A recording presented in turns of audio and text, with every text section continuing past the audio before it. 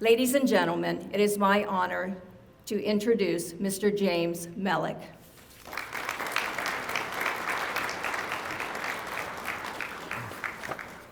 I was listening to the resume, and I think a lot of that you could probably just throw out, and the real important part of that resume has happened within the last 5 years, as evidenced here before you. Thank you, Deputy Director Strider. I am honored to be exhibiting the Wounded Warrior Dogs and Canine War Stories at the National Museum of the United States Air Force. I thank you and Director Tillison as well as the Air Force Museum Foundation for making this dream become a reality. 10 years ago, I was clutching a pillow to my chest and walking the aisles of Walmart after open heart surgery and a quadruple bypass. I stand here in overtime, in bonus time, in the end zone, by the grace and mercy of God and the support of a wonderful wife, family, and friends. When I started carving dogs in 1985 to tell stories about humans and our events, little did I know that I was in preparation for an event such as this. When Marsh and I took my first 3 Wounded Warrior dogs to the 2015 Vietnam Dog Handlers reunion in Nashville and put them on a folding table in the lobby of a hotel, we had no idea that it would lead to an evening such as this. We have all experienced the good and the bad of life-changing events. For the men in the audience, we know that those experiences, along with age, make it easier for tears to come to our eyes. It can be embarrassing, but don't fight it. It's called compassion. In 1985, there was no place to go but up. In 1980, my mother died of cancer. In 1981, I lost a college teaching position. In 1983, my closest brother died of a rare stomach cancer, and my father died from the complications of Parkinson's disease in 1984. I was a mess, a drastically pruned tree, resolved to survive by focusing on my art and the love of my family. I was humbled and broken, and there was no place to go but up. Artistically, the 1980s were a renaissance for me. Though most artists will not admit it, art sales were great under President Reagan's economy. But that activity could not get rid of the loss and the sadness that I carry with me to this day. It was at this time that my life was beginning to go to the dogs. I saw the dog as mankind's totem animal, a parallel to self, who reflected the good and the bad behaviors in its close ties to humanity. Emily Dickinson said, "Dogs are better than human beings because they know but do not tell." Our dogs have the goods on us, and they might tell if they could talk. Our closeness to our 4-legged companions makes it easy for us to personify them with human meaning and traits. When I make statements about the human condition through the canine allegory, I am urging the dogs to talk and tell us things about ourselves that we have forgotten or want to avoid or to ignore.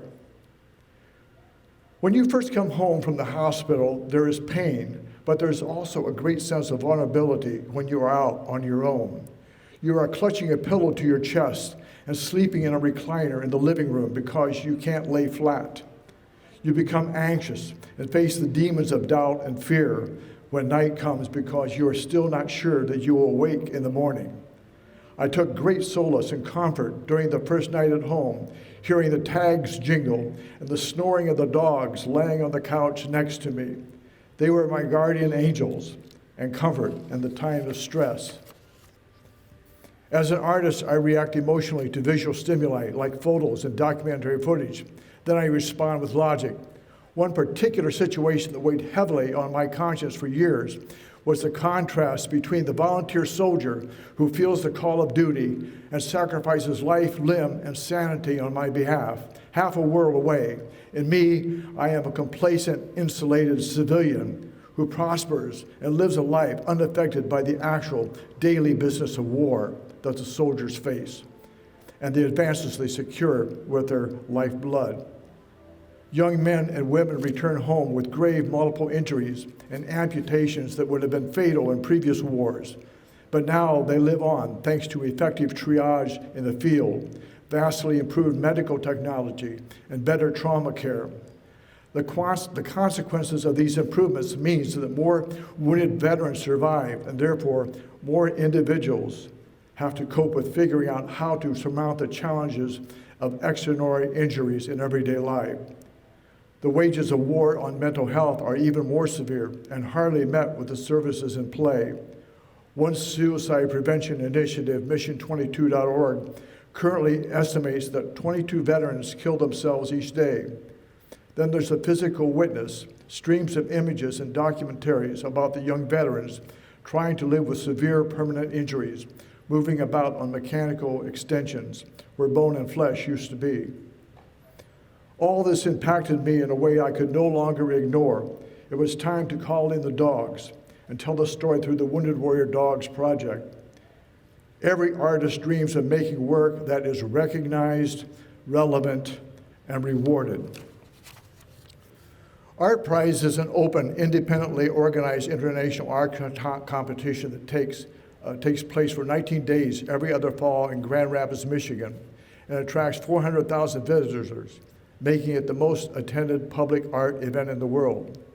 When I took the dogs in 2016, I went as a mission and had no expectations of winning a prize. More than 1,000 viewers from around the world would pass through the display every day. I did not understand the potential of the exhibit, nor was it completed until the time that I stood with the dogs for 19 days. More than a series of sculptures, the project turned into a happening of catharsis and artwork in real time. The event was the artwork, as I met every character, quote unquote, symbolized by the dogs several times over. Most memorable was a Delta flight attendant who introduced herself to me to say that she brought the bodies home. On occasion, God will put a jewel in our crown while we are still living. My life changed forever at the age of 70, living on bonus time, when the Wounded Warrior Dogs were awarded the largest art prize in the world by the vote of the people.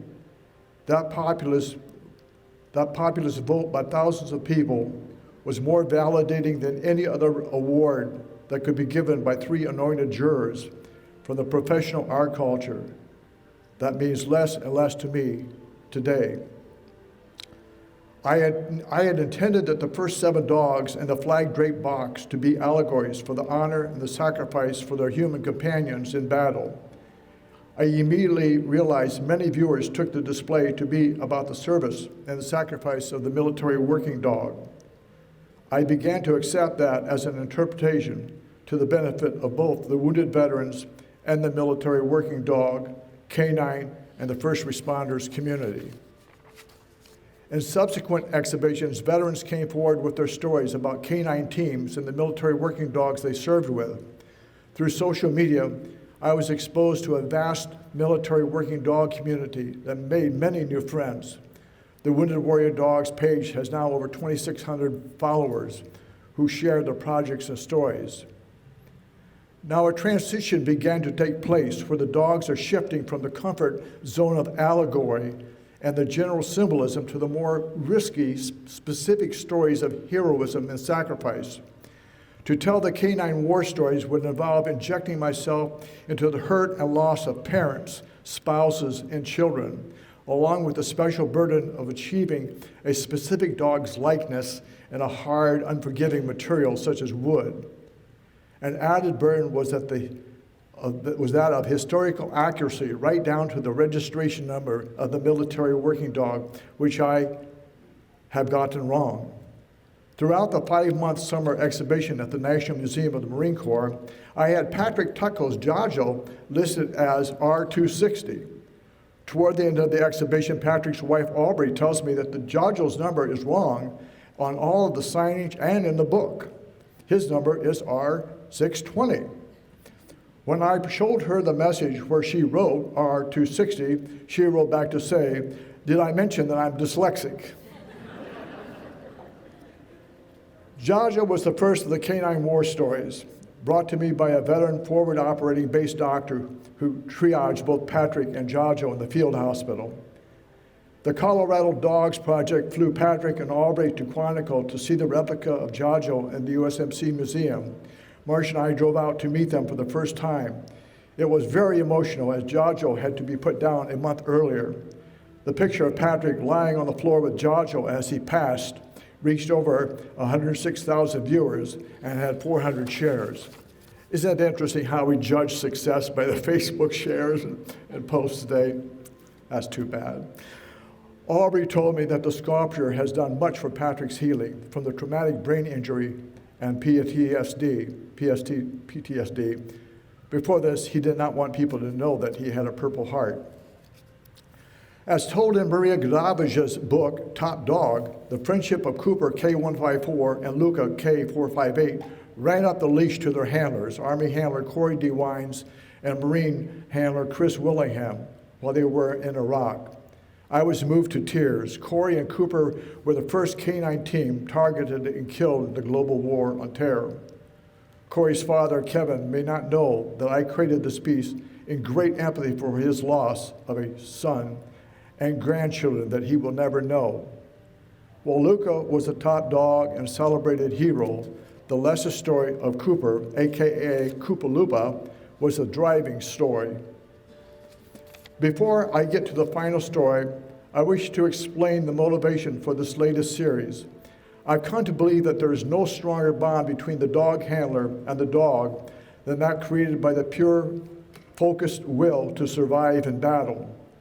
Over the years that I learned about the experiences of military dog handlers and their companions, I would be reminded repeatedly how this closest of bonds meant that both human and dog, despite their best efforts, would often suffer exactly the same fate. If one triggered an IED, the other bore the impact. If one entered a firefight, both took the bullet shrapnel. If one was ambushed, both suffered the psychological trauma of flight, fear, or fight. How close would you be to your dog if the only reason you could sleep at night was because his eyes and ears were always vigilant? How close would you be to the dog you held in your arms as shells exploded around you? How close would you be to your dog when you huddled together under a tarp all night in a monsoon or during a howling sandstorm? In the Canine war stories, there is no separating the handler and the dog. They become soulmates. More often now, as our memorial video reveals, when the handler is killed in action, the dog survives. Dogs often retire to live with the handler's family, who sees the dog as the remaining connection to their lost son or daughter. Sadly, these dogs only live a few more years after retirement, and when these dogs are put down, it is like losing that loved one all over again. I did not know David Simpson any more than a Facebook follower and someone involved in the military working dog community. I was shocked when David's wife, Erin, posted on his page that he had ended his life. Early on, many spouses have brought up the need to represent invisible injury of PTSD, and my problem was how to symbolize something that is invisible. In a general way, I represented it as two opposing spirits, the doves on the back of the dog titled Flashback. I felt like I had to do something more, and I learned more about David and Robson's teamwork in the military dog community.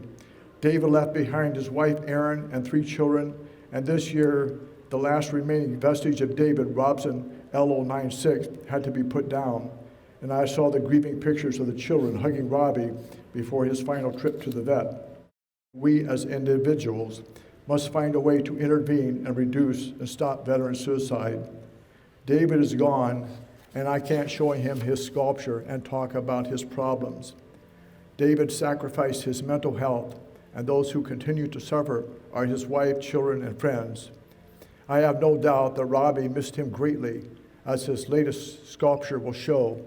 David is gone, Robbie is gone. Now the sculpture is for the healing of his wife, Erin, and the children. If my daughter could come up to read a letter, we have a letter that Frank Yavchuk, who is David's best friend, shared with me this morning by email, and it will kind of explain David's situation before we unveil the sculpture.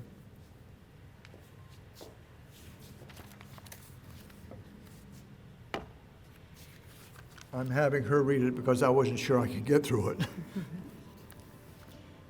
In 2009, I was bitten by a tick and contracted Lyme disease while active duty.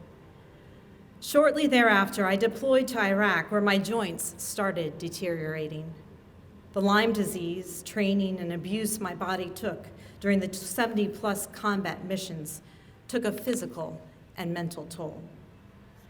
Robson and my role as an explosive detective dog team meant we were always in front and the most vulnerable. Over the course of the missions, we ensured the squad was safe, and we were almost shot on one occasion. Robson located a weapons cache and several IED components during our deployment. On an almost daily basis, especially towards the end, we received rocket and mortar attacks on base. I helped at the hospital during my down days, unloading injured service members from medical helicopters and carrying the litters to the trauma rooms. The stress level was constantly high, and everything compiled was difficult to handle. I have suffered from chronic pain and fatigue since 2009 and had PTSD upon return from deployment. To break it down, my pain is located in most of my joints, with the most severe in the neck, back, knees, and hips. I have conquered most of my PTSD symptoms with therapy, medications, and the comfort of having Robson by my side. I had severe nightmares and anxiety for a long time, and I am still a shell of my former self. At times, loud noises still frighten me to the core. Robson, I believe, suffers from PTSD as well, and is still trying to adjust to it this day. Without me by his side, he is extremely anxious. Loud sounds such as gunfire had little effects on him prior to deployment. This was something we trained for, and he was one of the most calm dogs we had in the kennels during that training. After we returned, though, loud noises frightened him, and he was much more dependent on me. We have been a team for a long time, and we both need each other to get through the days. My psychiatrist wrote the letter, and I filed the information, and he is my certified service dog. Come to think of it, I should be certified as his service human. I accepted a 30% retirement from the military, which only encompassed 2 of my medical problems, because I was tired of being in limbo with them. I am 100% service-connected with the VA, however, as the VA accepted all of my medical problems. I worked as a civilian for a civilian company for about 6 months after retiring, but physically I couldn't keep up. Daily living and just getting through the day is difficult enough. My wife is in nursing school, and I homeschool the kids. This is a huge challenge for me, but the benefit to our kids is more than worth it, and it gives me the motivation to push through my pain and my fatigue. I am currently on 8 different prescription medications for pain and depression. After arguing my case, the VA has finally agreed to let me try a medication which may eliminate the need for most, if not all, of the medications that I am on. The medication should be approved in a few months, which is when we can test it out. Frank, I have been through a lot and risked a lot, most of which I would like to forget, but I do not consider myself a hero. We did what we were trained to do, and anyone in my shoes would have done the same thing, to stay safe and to keep others safe. Robson and I were fortunate during our tour and came back in one piece, so to speak. My injuries are not missing limbs, scars from bullets, or shrapnel. but instead my injuries are internal. They are what I refer to as invisible wounds. I would be honored to attend the Adopt a Soldier Platoon's salute event, but I do not think I am the best candidate. Please call me if you have any questions. And again, thank you. Very respectfully, David. At this time, I would ask members of the museum's Collection Management Division to join Mr. Mellick in unveiling Robson.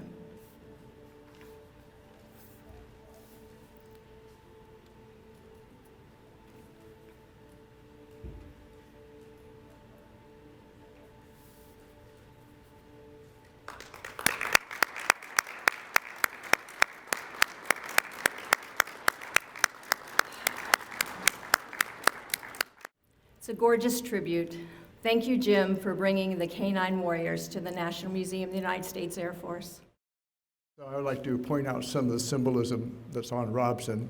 Aaron did not want to celebrate with David's battle jacket, so Frank had a facsimile made, a very good, of David's jacket.